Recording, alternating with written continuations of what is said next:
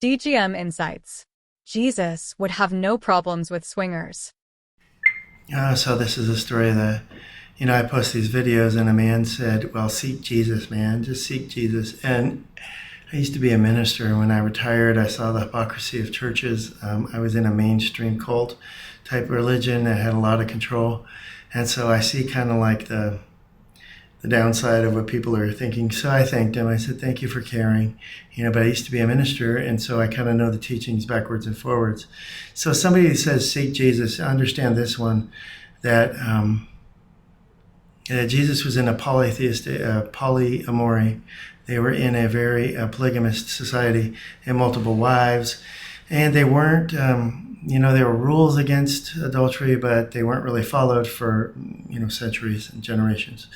So the reality of what Jesus was in, that culture of the Jews, was different. Now there was a kind of a problem, and Paul, the Bible writer Paul, talks about loose conduct, and he was saying it to Christians that were basically having a field day party because they knew their sins were forgiven by Jesus' sacrifice. That was their teachings, and so they were having orgies. Basically, they called it loose conduct, but it was basically massive loose conduct.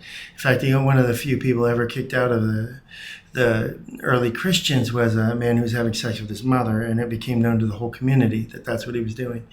So it's like, okay, so seek Jesus. Well, I know Jesus, and in all that time, he was in a society that allowed for slavery. He didn't say anything against slavery, and he was in a culture that believed in not monogamy.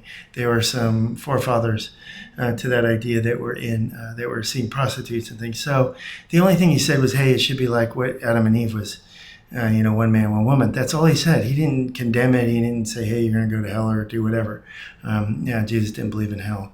So they know that historically. So it's like, hey, man, seek Jesus. That's kind of humorous because he wouldn't have disagreed with a lot of concepts that certain cults think are true and of the religion. So, and a lot of that's only been the last 50, 60, 70 years that religions have gone that direction. It used to be that not being faithful to your wife was acceptable in the church. You just had to pay him more money and do some Hail Marys or whatever. So that's kind of funny. Anyway, it was real common, 100 years ago for men to have mistresses and have girlfriends and have second wives. And so the reality of that, hey, just seek Jesus is kind of goofy. Anyway, thank you. Bye-bye.